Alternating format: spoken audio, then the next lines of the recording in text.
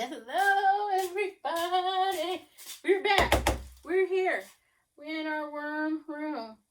We are working on making our agriculture amendments, which are eco-friendly fertilizers using the worms and the microbiology in the soil. And so I had a bright idea to show you a little bit of what I did this summer. And here we go. Look at what's hiding underneath of this lid, which came off of my worm bin. Have you ever seen a sweet potato as big as your head? Look at that sucker. It's huge. I mean, so don't think, look at these. I mean, like, these sweet potatoes are so big, you would have to cook one for the entire family. Let's put this one in the middle. Just see how big. I mean, you're going to come with an armload of sweet potatoes. And it was like this all day long down the entire row. So, we thought, we didn't know we were supposed to pick them a little earlier, maybe. And then we ended up with the butternut squash. It's as big as I am. You could just eat, these things are as big as your body. Butternut squash. How many people can this feed? Anyway, I just thought that would be fun to show you that I do believe that we could probably get triple the yield on our row crops if we extract enough of this biology and grow enough organic matter through cover cropping to boost our production. 3 times the yield. That's my goal.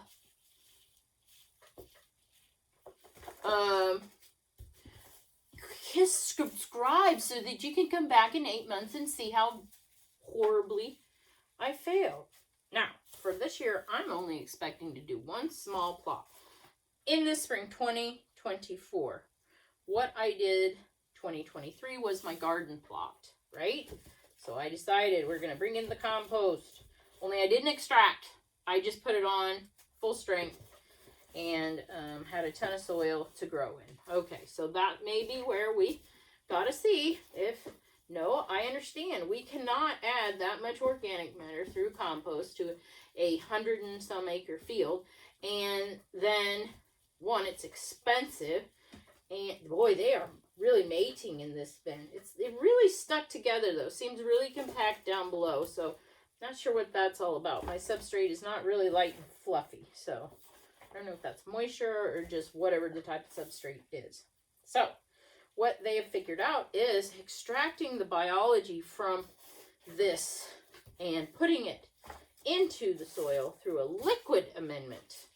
You can apply it a lot easier and it goes a lot further. If you have oh boy, I didn't know that was in there. Or it must have been very wet. That's what that really matted thing is all about, I think. So we're trying to open that up a little. We'll go ahead and turn in these leaves, which will help reduce moisture and then fluff that up a little bit. So then, if you have an organic matter of 2 or 3, no, it would be 3 or above, you're okay. You're good when you apply your microbes, and they're saying in the amount of, depending, I think it's like so many thousand, you gotta have the right concentration. 1 gallon per acre is all you need if your organic matter is good, because they're going to get in there and they're going to eat that organic matter and multiply. So that's why that's all the more you should have to add, and then they will have the food to multiply and gain numbers. Now it depends on whether you kill them all as you're applying them or not. That's one thing you have to watch, and that's why you're monitoring that. But so you can see 1 gallon per acre of a BioComplete with the right numbers is going to get you there. 1 gallon per acre.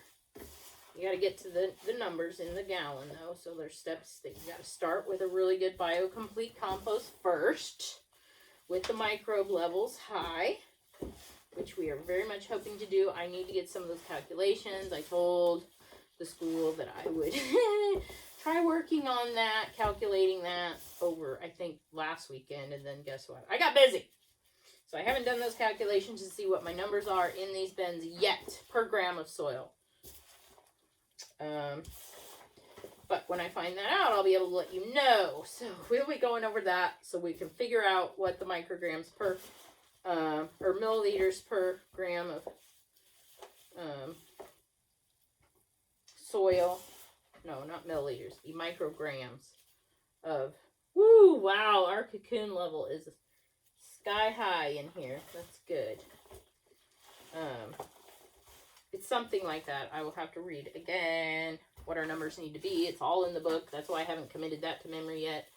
I'm just working on committing the microbes to my memory for now. You guys are going to want to get started on all of that.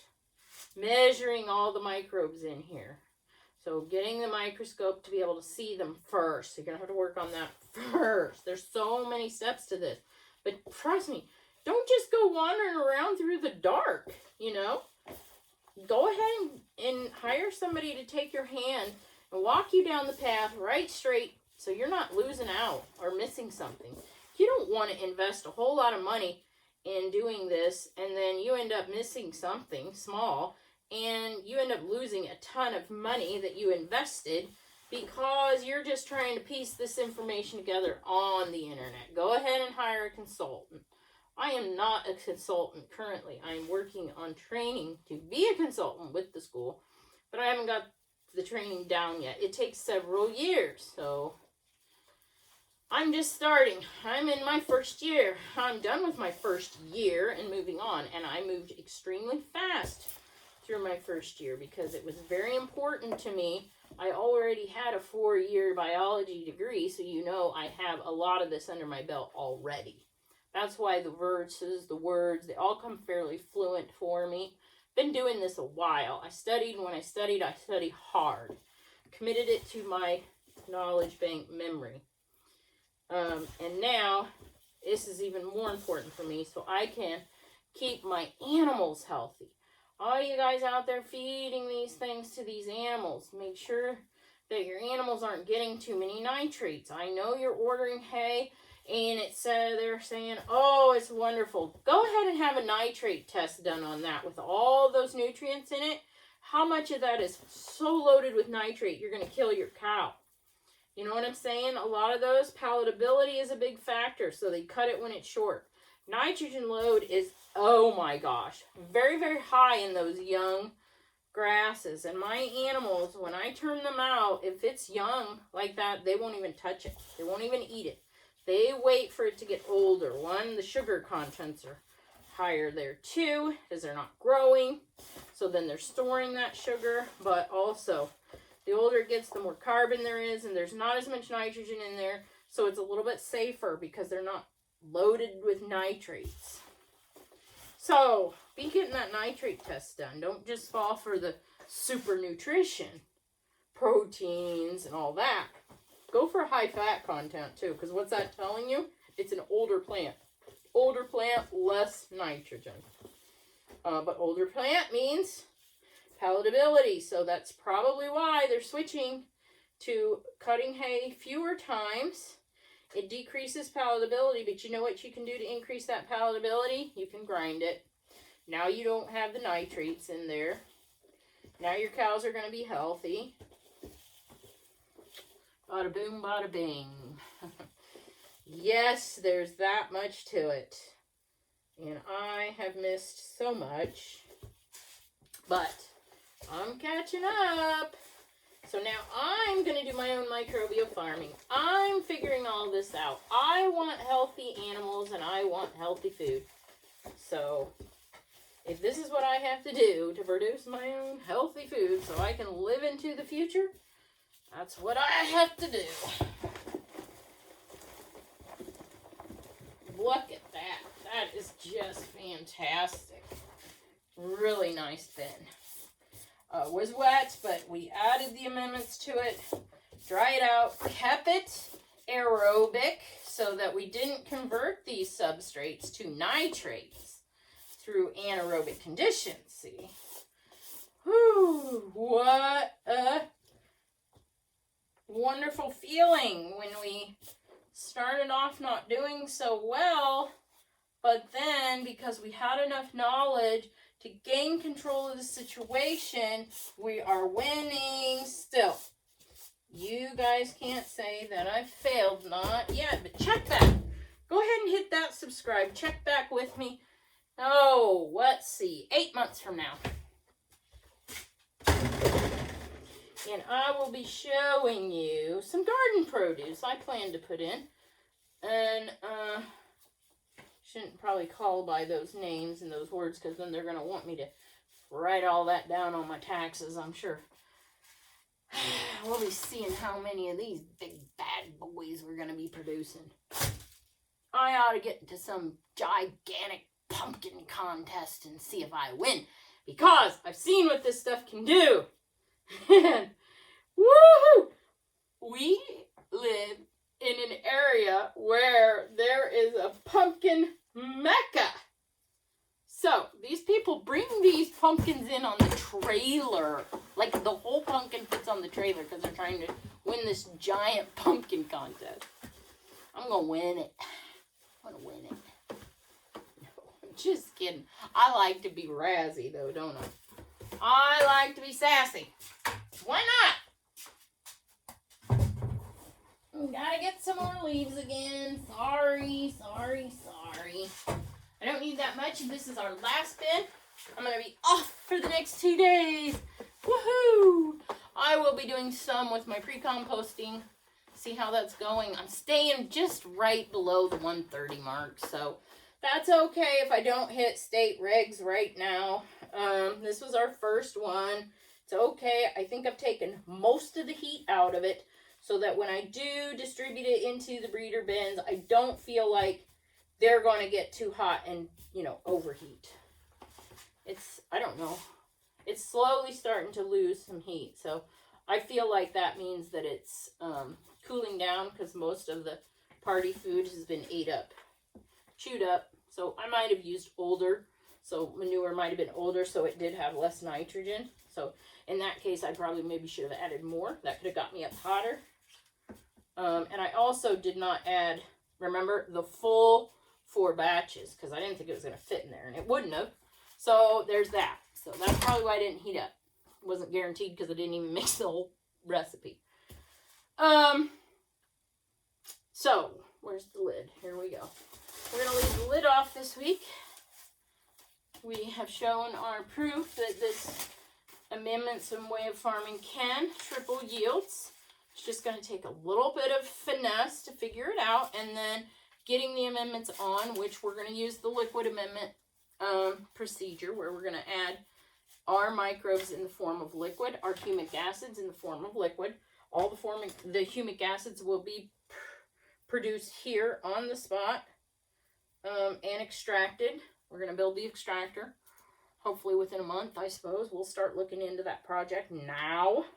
So the more we think about it, the more we warm up to the idea of doing another build. So our cocoons are dark, which there was lots of cocoons. Castings are dark. Yep.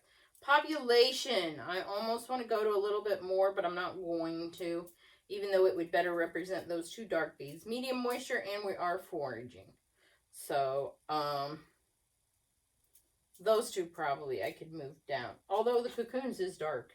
Castings might not be quite ready to harvest yet, though. When I get to the dark bead, that will mean that, yes, this bin is ready to harvest the castings. So I probably shouldn't have that at, nice lightweight bin. So it's not too moist. Okay, so when I get to the harvest casting, it'll be the really dark brown bead. Anyway, thank you so much for stopping by. I wish you would subscribe so you can come back in 8 months and see how we have progressed. I continue to move forward on this project and grow these worms all summer long in these boxes. So this fall we will have to prepare for overwintering outside. I don't think that's going to be hard at all. I went into the garden yesterday. We had 50-degree day yesterday, and I think today. The bees came out, cleaned out their hives, so they're doing good. The carrots. We dug carrots. They were fabulous. They were crisp and beautiful and huge. And what else was out there? So there were some potatoes underground that made it. They were fine. And, oh, there was a huge, my zucchini grew this year so gigantic. It was like a tree, and it needed to be stocked up. It was probably 2 to 3 feet of a vine of zucchini. I've never seen them get like that before. They usually die off way before that. Anyways, that stalk was laying on top of the ground, and I looked, I thought, what in the world is that? It had a lot of like a mossy looking green stuff growing on it. And I opened it up, and I was like, oh, it's a zucchini stalk. Those worms were right there, right on top of the soil. I mean, it's February. You'd think they would be way down in the soil hibernating, but they weren't. They're right on top, still eating and munching away in that garden. So the other thing that we seen today was a robin, February 2nd. First robin of the year?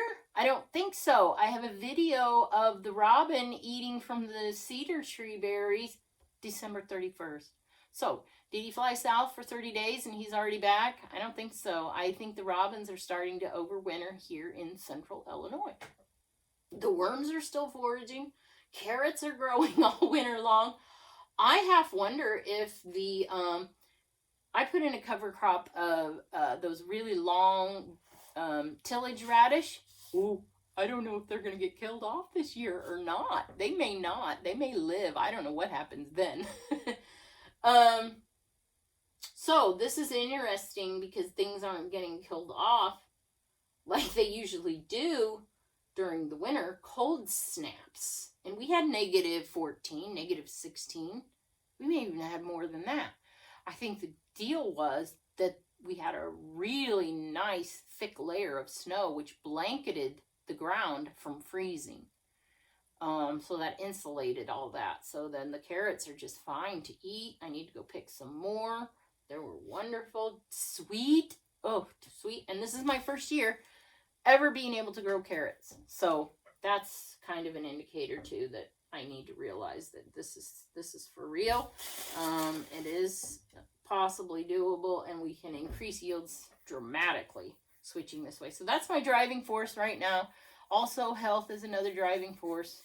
My animals are a big driving force to get them nutritious food that without the nitrates in it. So stay tuned, everyone. Help cheer me on. Spread the love. That's all I can say. And I'll keep going. Thank you so much for stopping by. Give me a thumbs up to let me know you hung out with me today. I appreciate it, everyone. Blessings and good health.